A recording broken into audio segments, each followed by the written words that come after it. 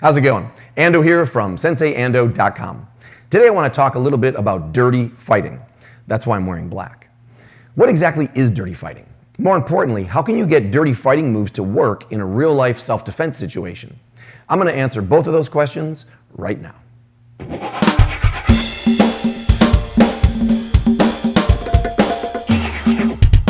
Okay, question number one. What is dirty fighting?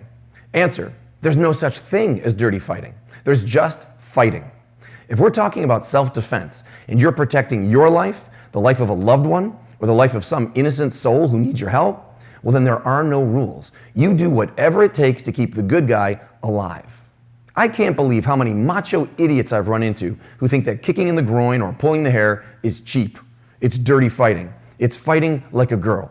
Hey, if kicking in the groin and pulling the hair is fighting like a girl, well then you might as well call me Andrea. Because if you attack me, bro, I guarantee I'll be kicking you in the groin and pulling your hair. Here's the truth. If you take away all the dirty fighting techniques from a real fight, do you know what you get? Sports. Yeah, MMA, Muay Thai, wrestling, boxing, they all have rules against so-called dirty fighting techniques. Do you know what else they have? Weight classes. Do you know why? Because without dirty fighting moves, the bigger, stronger guy will almost always have an advantage over the smaller, weaker guy. Now in self-defense, there are no weight classes, which is why it's anything goes. There are no rules. If you take away the dirty fighting techniques from a smaller, weaker person in a fight, well, then there won't be a fight. Just to be clear, my mom's in her 60s. Now let's say some evil mother kicks in her door and attacks her. If she has to gouge his eyes and bite him, pull his hair and knee him in the groin to get out of the house and get to safety, well, I'm not gonna call her later on and say, "Oh, Ma, did you have to bite him? That's so cheap. Why didn't you round kick him on the leg a couple times? Hey, ever hear of a leg triangle?" No. Self-defense is not a sport. It's war. It's war between the good guys and the bad guys. And as they say, all is fair in love and war, especially war. Question number two. How do you make a dirty fighting move work in a real-life self-defense situation? Answer: keep fighting. Don't stop. Some people have this crazy idea that if they use a dirty fighting move, that self-defense becomes easy. I'll bet you have friends and family who say things like, "I don't need martial arts. Anybody messes with me, I'm just gonna kick him in the balls." Or they think, tackle me to the ground. No way. I'll just bite you and gouge your eyes out. Man, you ever get that feeling where you don't want your friends and family to get hurt, but you almost want them to get attacked just so they figure out how wrong they are? Forget I said that.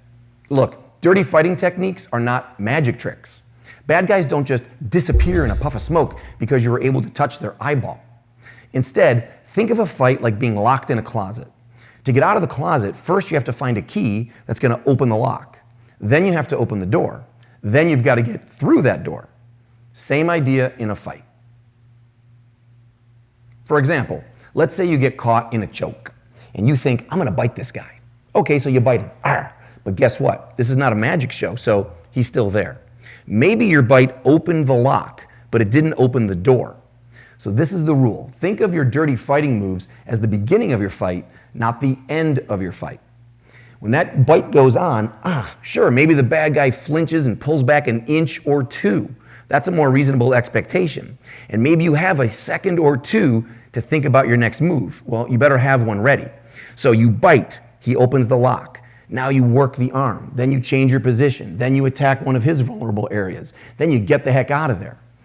Here's the way you should think about your martial arts training. Always think about adding "and then" to your movements. I bite and then I do this. I gouge his eye and then I do that. Same thing applies on the ground. Let's say you're pinned down, you're getting punched in the face. So you reach up for his eye and you get it. But guess what? He's still there. Maybe he rolls off of it. Maybe he swats your hand away. Maybe he's so drunk, so high, or so crazy that he doesn't even feel it. He doesn't even care about wearing an eye patch for the rest of his life.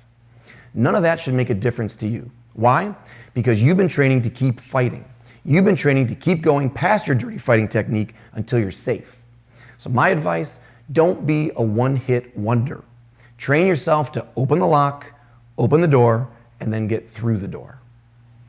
Don't forget, if you're a good person fighting to protect your life, the life of a loved one, or the life of some innocent soul who needs your help, Well, then don't worry about fighting clean or fighting dirty. Just fight, and keep fighting until you're safe. Team Good Guys needs you alive. If you like that tip, don't forget to hit subscribe. And to catch up on everything I'm doing, find the link and sign up for my free email updates list. Until next time, stay alive, my friend, and keep fighting for a happy life.